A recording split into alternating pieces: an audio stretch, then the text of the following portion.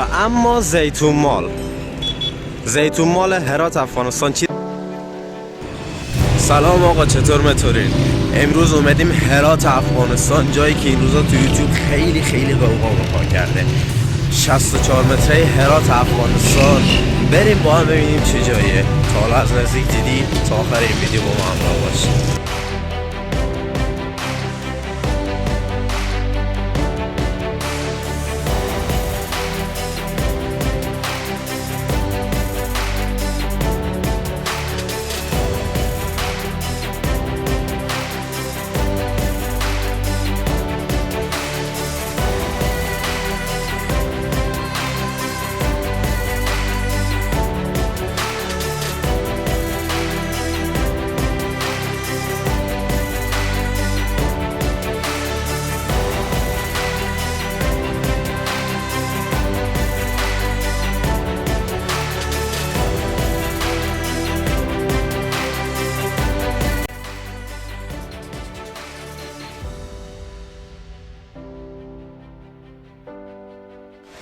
آقا اینجا الماس شرق هرات افغانستانه. ببینین چه جایی که در حد دبی و قطر و ریاض عربستانه. دیگه خودتون ببینین و قضاوت کنین که چه جای خوشگلیه.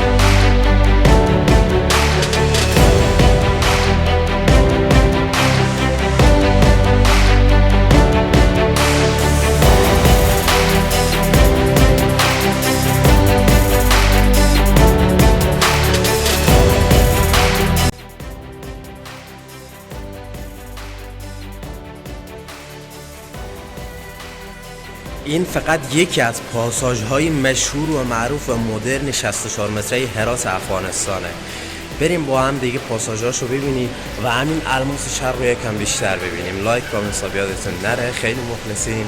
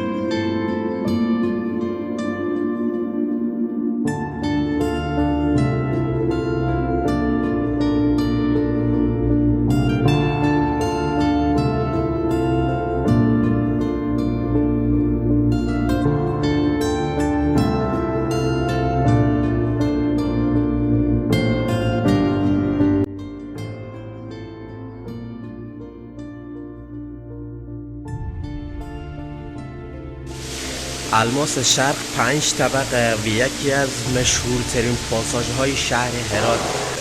حتما این ویدیو رو بیننده باشین.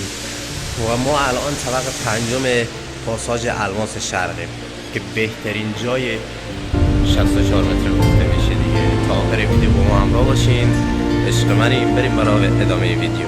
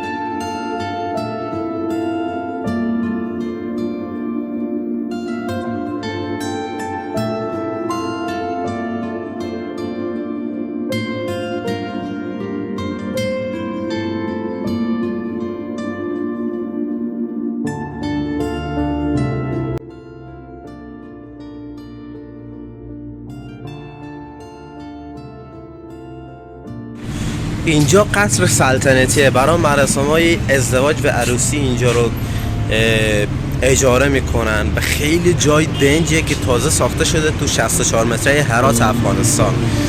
خودتون ببینید که چه جای قشنگه. البته ما اجازه ورود به اینجا رو تا فعلا نداریم.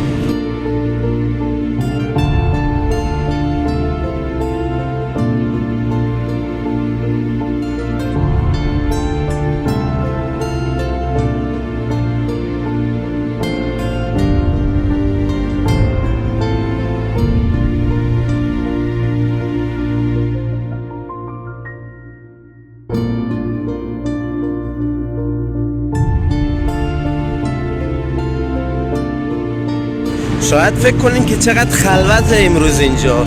یه جوراییه که اینجا یعنی 64 متره افغانستان روزای خاص خودشو داره. تو یه روزای خاص و معین اینجا شلوغه، اینقدر شلوغه که حتی پیاده راه رفتن هم واسه خودش ترافیک داره. اینطوری بهتون بگم.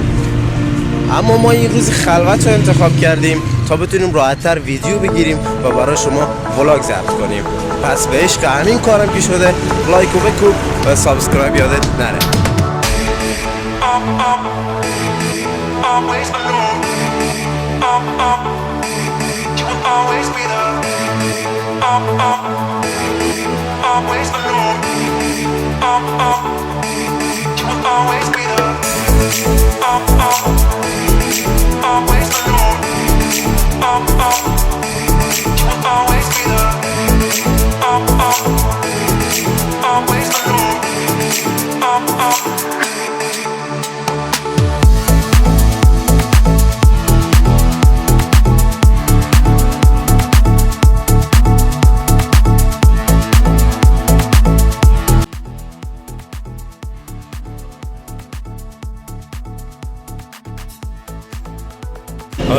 برجی که پشت سر من میبینی چیز حدود 16 طبقه و در یکی دو سال آینده انشالله که ساخته بشه و ما بتونیم از این برجا هم براتون فیلم بذاریم. این برجای دوقلوی 64 متری هرات. و اما زیتون مال هرات افغانستان، چیزی که تو یوتیوب خیلی قوقا پا کرده، تمام یوتیوبرها و بلاگرها از این دارن فیلم میذارن. بریم داخلش رو ببینیم.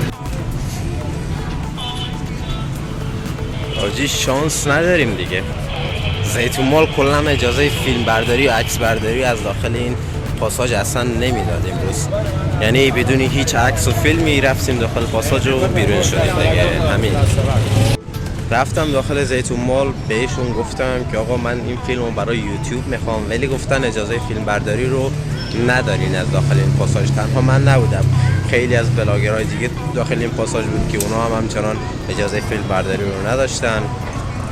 هیچی دیگه آقا، همینطوری دست خالی اومدیم بیرون. بریم بقیه جای 64 متر رو ببینیم.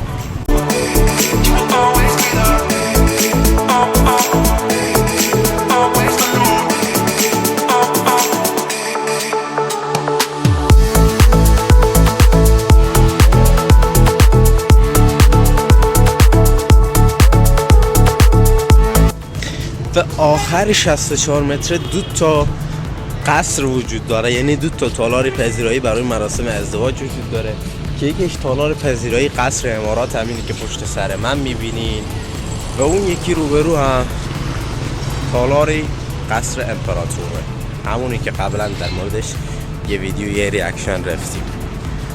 و جالبه بدونید که هزینه یک شب اجاره این تالارها بالای 100 میلیارد تومنه.